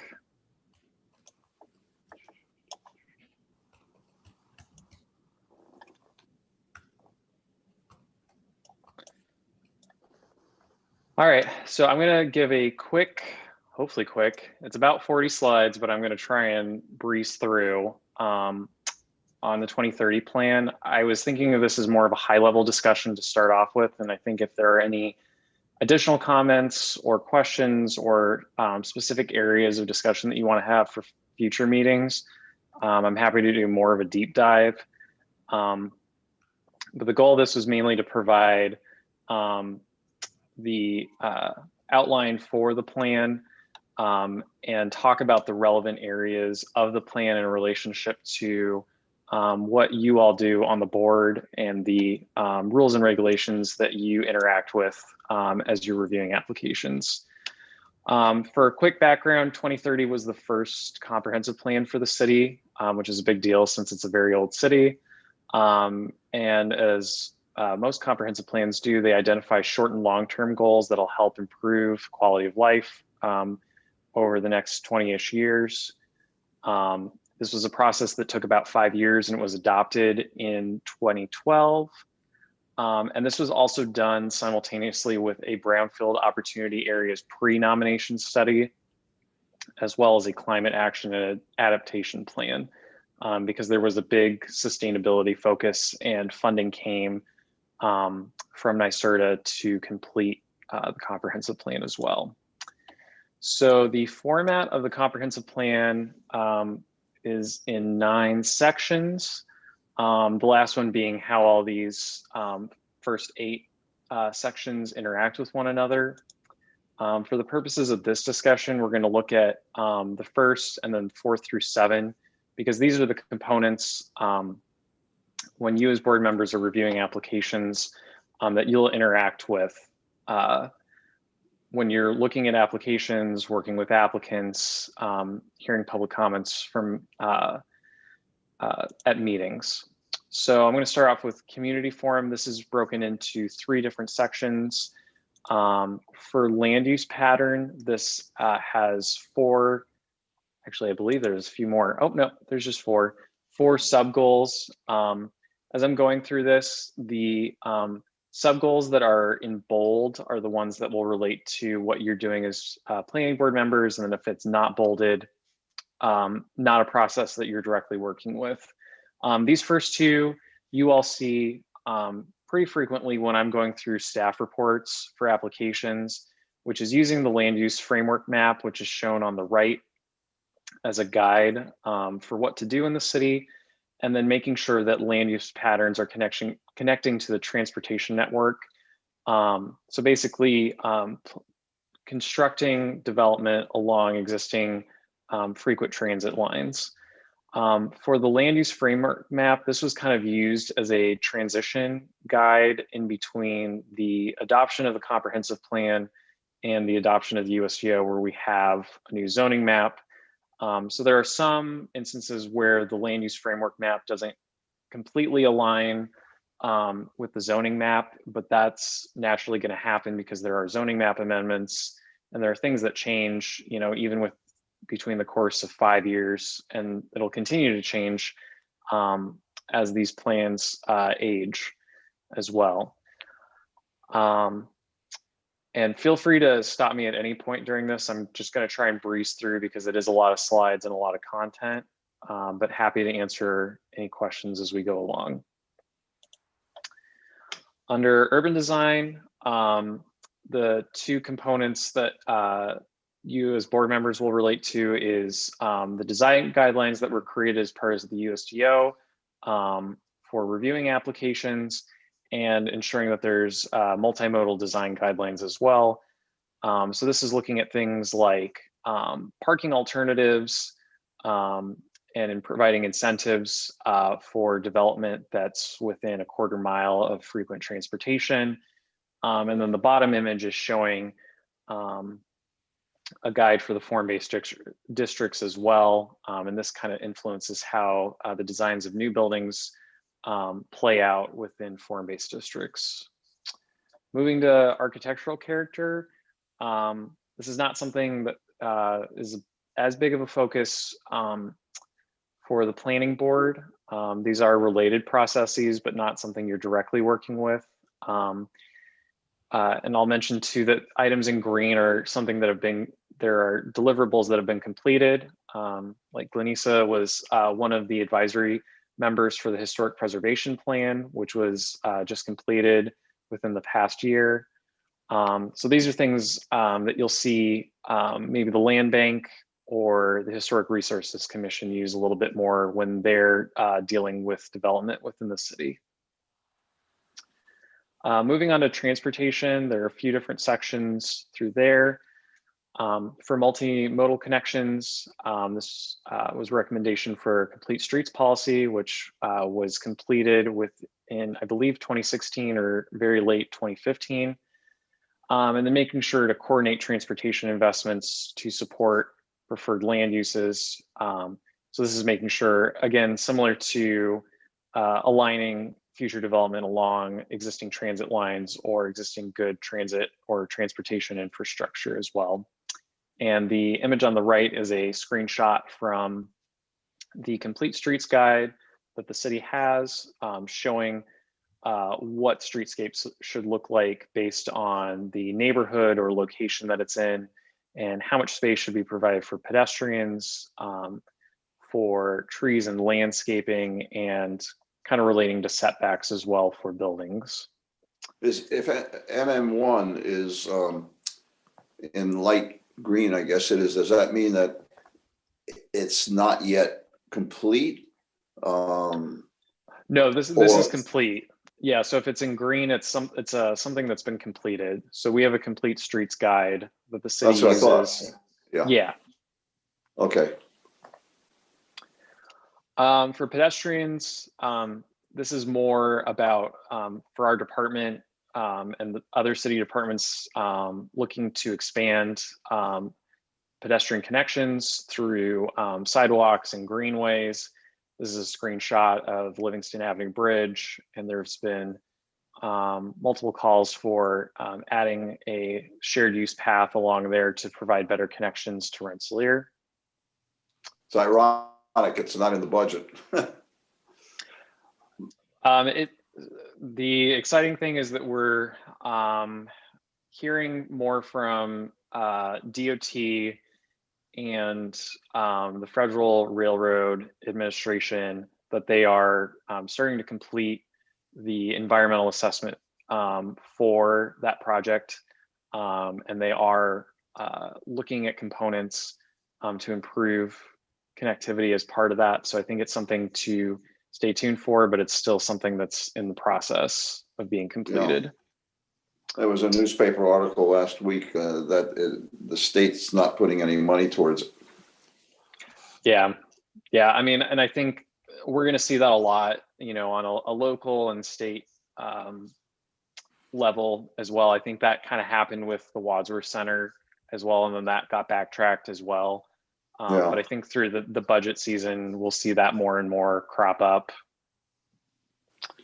Moving on to cycling, this is again kind of a similar thing where it's more on our end for city departments to look at improving connections. This is a screenshot, or this is a photo of the South End Connector, which connects the Albany County Rail Trail to the Mohawk Hudson Bike Hike Trail, which aligns with the second goal on this slide. For transit, the big or the bigger or more important goal on this that relates to the planning board is promoting transportation demand management to improve transit choices. This is something that you all see a lot when projects may not be able to provide enough parking on site or nearby, that they look to TDM plans in order to increase transit usage or bicycle and pedestrian usage to offset what would have normally been used for single occupancy vehicles. And then on a similar end for vehicular traffic, promoting TDM to reduce VMT or vehicle miles traveled as well. The plan also talks about freight movement with the port, something that's a little bit separate from us, but it is exciting to see the new wind turbine development that's coming up within the port, and also similar related to air travel. This talks about just supporting and improving connections for the Albany Airport. Moving into natural resources, For waterways, a lot of what we see on here is related to overlay districts like the Normanskill overlay or the CSO or combined sewer overlay district to minimize negative environmental impacts for those overlay zoning districts. And a lot of times when we refer projects to the water department, they're looking at these elements as well to ensure that new development's not going to create negative erosion or flooding impacts going forward. Continuing on that, there are other things that our water department and the water board work on through grants and other projects to reduce contamination, improve public access, and encourage water conservation. Our department's actually working on a shoreline stabilization study right now to examine things, especially in result to climate change and how to make sure that we're able to respond to that early enough so that they're not, we're being proactive instead of reactive. And that study will also look at ways to help increase access to the Hudson River as well, which is exciting to see. Moving on to urban forest. The big thing for you all is how you use zoning environmental review to protect the urban forest. As we discussed with a lot of projects tonight, there's a requirement for new developments of a certain size or scale to provide new trees and landscaping based on certain amounts of street frontage, or if it's fronting certain areas of the city. For natural habitat, this is actually the one of the few instances where the planning board's directly named, but ensuring that the planning board is looking at limiting encroachments into habitat areas through land use controls. A lot of this is for, the Normanskill or for the pine bush, ensuring that encroachments aren't negatively impacting flora, fauna, endangered species. I think that would tie in with our discussion about the proposed development along Washington Ave extension today, right? Yep, that's a great point, Roman.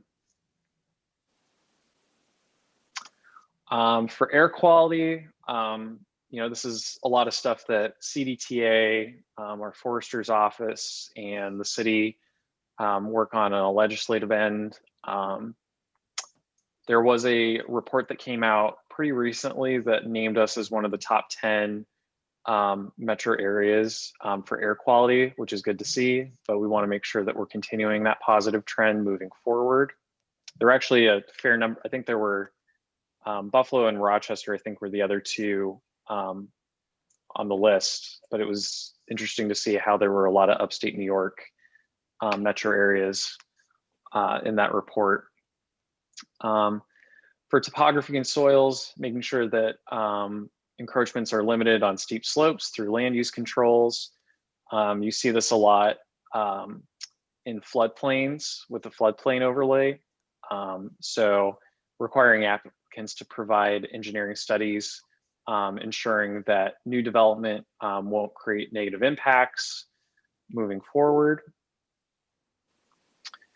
For open space, this is kind of similar to the bicycle and pedestrian sub-goals that I had mentioned earlier, but make sure to expand and connect greenways and trails, reclaim vacant lots for open space and community gardens, and support local food production. This is again an image of the South End Connector.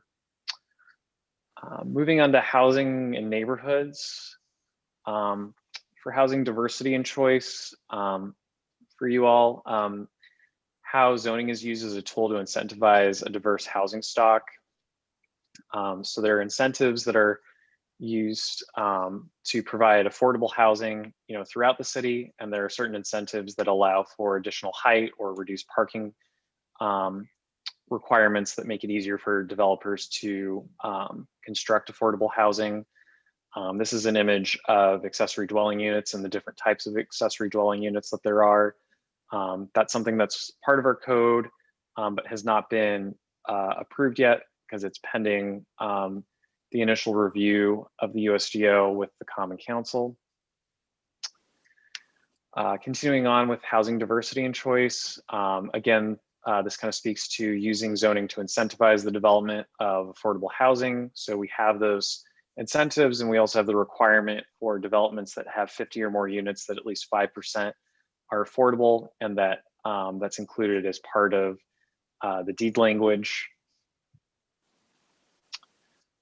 Continuing on, encouraging mixed income housing options throughout the city. So there are mixed use zones throughout the city, and making sure that affordable housing again is provided throughout, and promoting quality affordable housing through design guidelines. You can see the image on the right.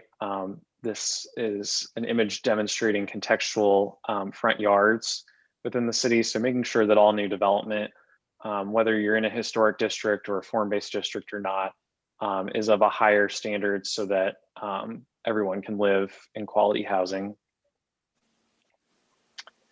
Continuing on, these are not as much issues that the board directly looks at, but for homelessness prevention, transition in housing, and increased resilience of housing due to climate change.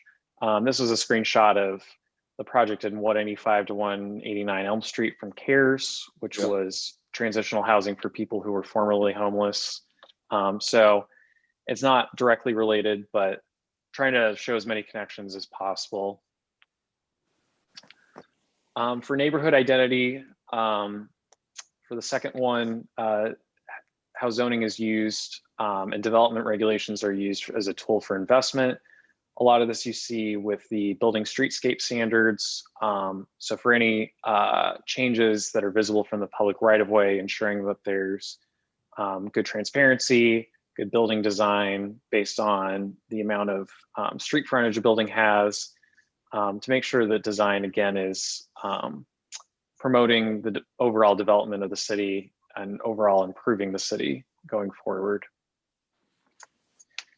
Not as much related for you all, but again, with neighborhood identity, ensuring connections between neighborhood associations and institutions, and promoting the use of web-based tools for neighborhood information sharing. This is a screenshot of the neighborhood portal that our Department of General Services has recently created, where it's kind of a one-stop shop for things like see-click fix and other maintenance-related issues, so that community members can report and comment on issues to city departments.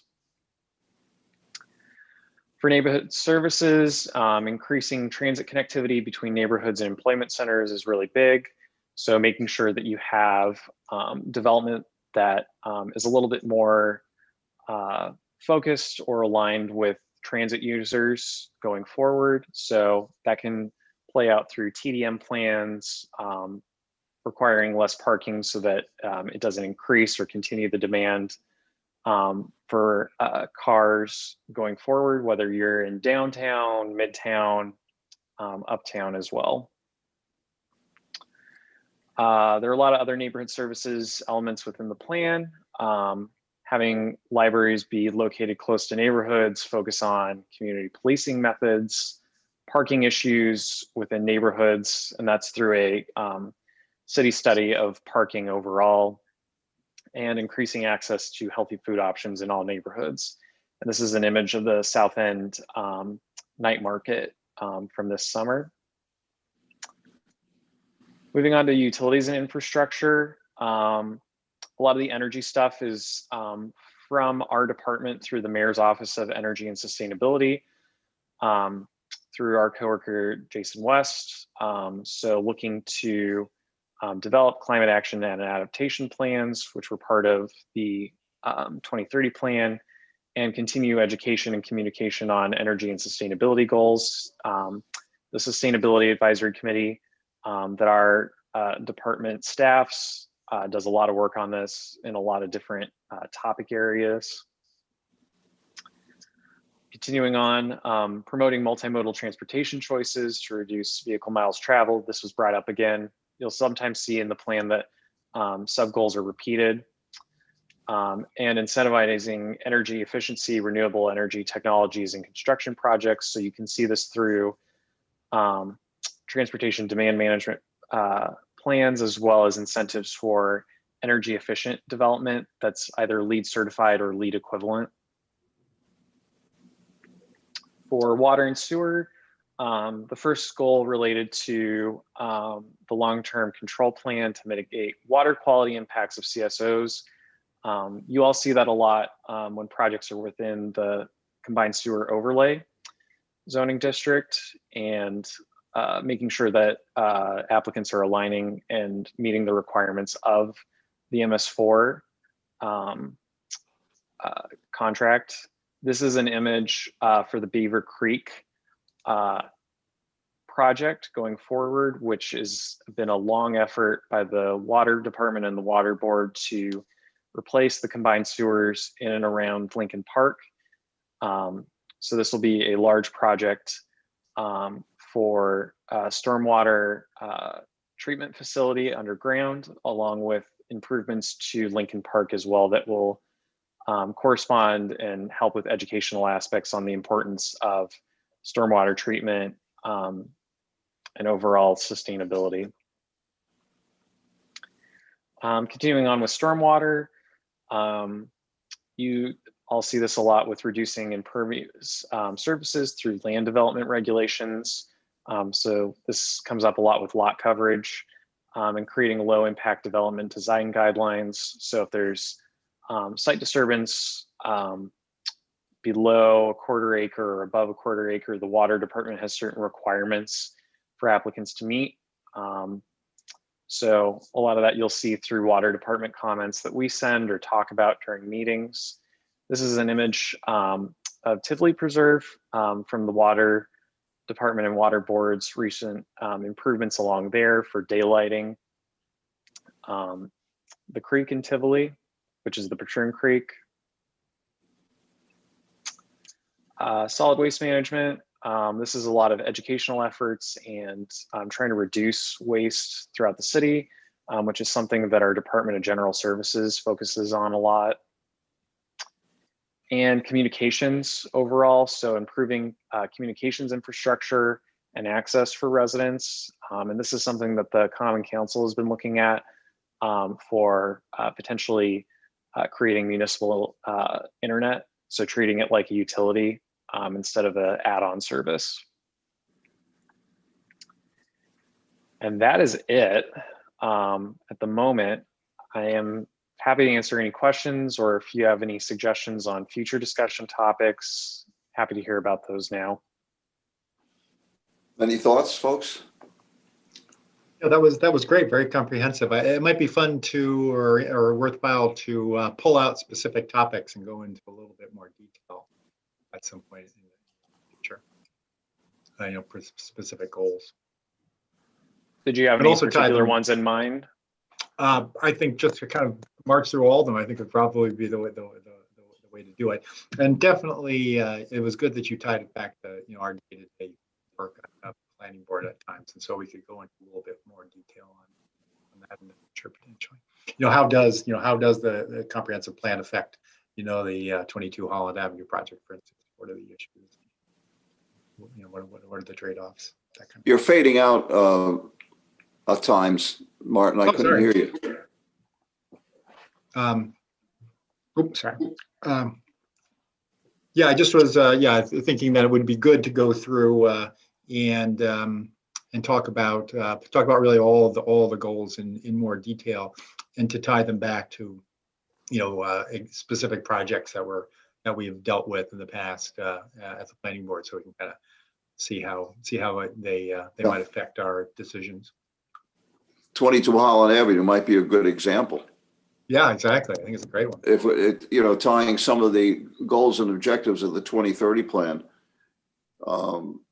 and the framework in reference to traffic, in reference to the water and sewer items like that. Surfaces. Mm-hmm.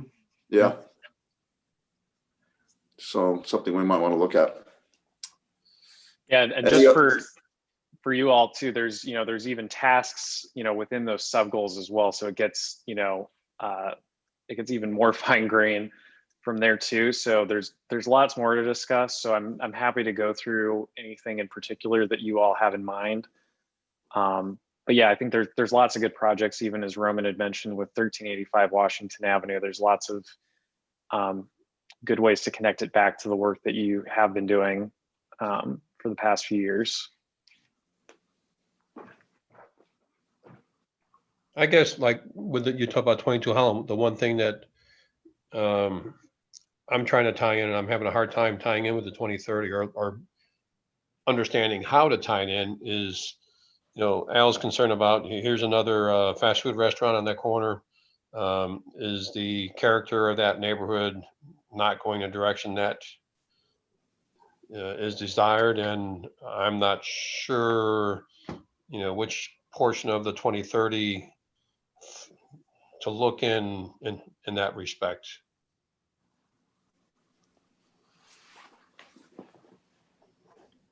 Yeah. I'm sorry, Al, go ahead.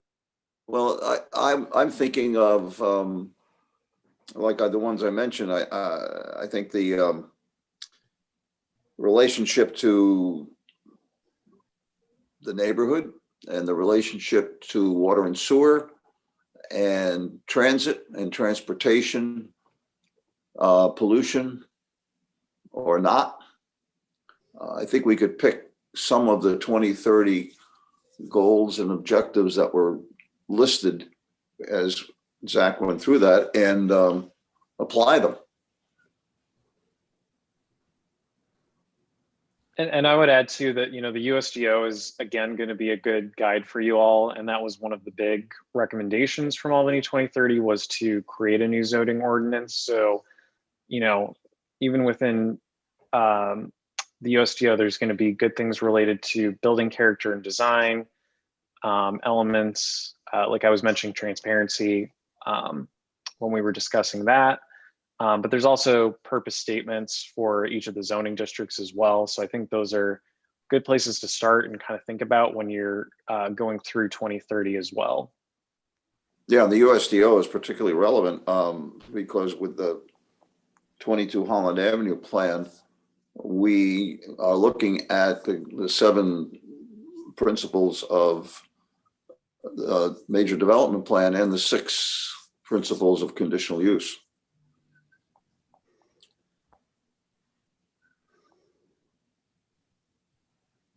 Any other thoughts? Okay. Amy. Yes. You wanted to give us a quick overview on where we are with Colvin Avenue, 60 Colvin Avenue, and and Anthony Street, and ingress egress, and whatever else. Yes. Has transpired. And I'll be brief about this too. I wanted to kind of fill you guys in, though. There was an article in the paper, which you might have seen, and the council has been talking about it in, to a fair amount of detail. So the issue that Councilmember O'Brien raised at the last planning board meeting about there possibly being a parkland alienation issue, he continued to press that at the Common Council. He introduced a resolution which asked the comptroller to get involved in auditing this. I'm not entirely sure that the comptroller has any specific parkland authority, as distinct from his general authority to audit local governments, but it is what it is. So his ordinance then, it seemed to prompt some information being shared by both Dan Hirschberg, who has been involved with the site for many years and knows a lot about it. And then also on the other side, Hyde Clark, who's the president of the Neighborhood Association. He took the stance that there is a parkland alienation issue, and he provided some analysis with legal information. So there were a lot of letters being shared back and forth. Like I said, I don't want to get into too much detail about the merits of whether or not the street is a park or a street, and whether or not there's an alienation of parkland if it is a park. Because at the point where we are now, I will say I continue to believe very strongly that the advice that Brad and I gave the planning board was correct. And Brad and I and Chris, we all stand by the assessment that we made that it's not parkland. But setting that aside, the developers of the project, they're of course aware of this, these concerns that have been raised too, and they're interested in getting their project done and moving forward. And so, regardless of the actual merits of the issue, they've been looking into the possibility of removing the egress on Anthony Street, which would solve the problem of whether there's parkland alienation. It would just avoid that altogether. So I can't really say much beyond that. I think at this point it's really it's up to the developers to decide what they would like to do in terms of whether or not they'd like to come back to the planning board and request that modification. I like I said, I know that they're looking into it. I have facilitated a few meetings with them and Hyde Clark from the Neighborhood Association. And overall, I'm very hopeful that a solution can be reached in this case that will be acceptable to everybody and not require litigation.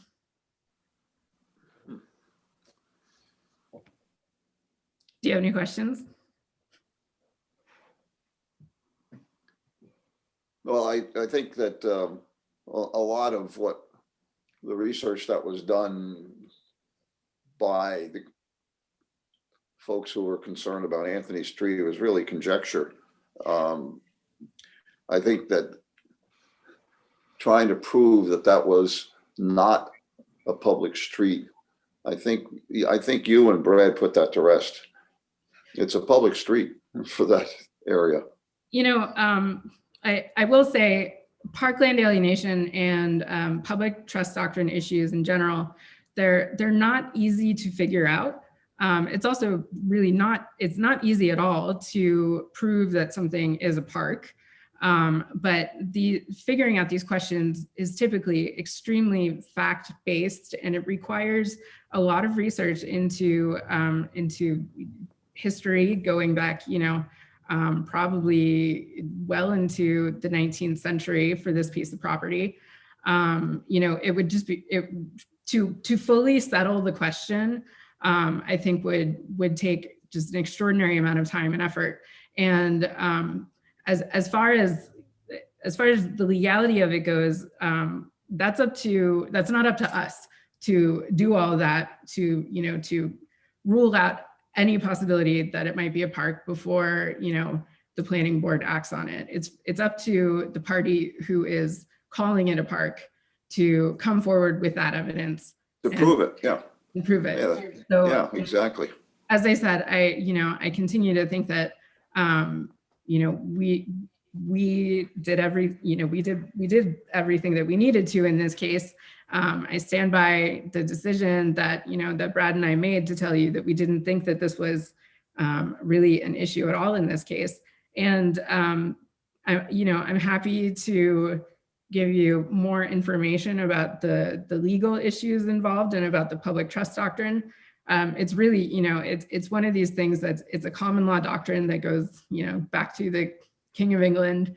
The cases can get a little convoluted, and it's not something that comes up frequently, or sometimes feels like it's really related to like modern theories of law. So to the extent that people are confused about it, I think that's somewhat understandable. Okay, sounds easy. Blame the King of England. Okay, moving on. Yeah, I think the salient point here is that it's really up to the folks who are trying to prove this to prove it, not up to the planning staff or us.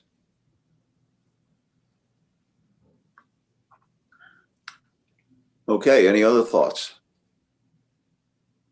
All right, thank you very much. If we have no other business, we'll adjourn the meeting. Okay, Sounds good. Thank you. all right.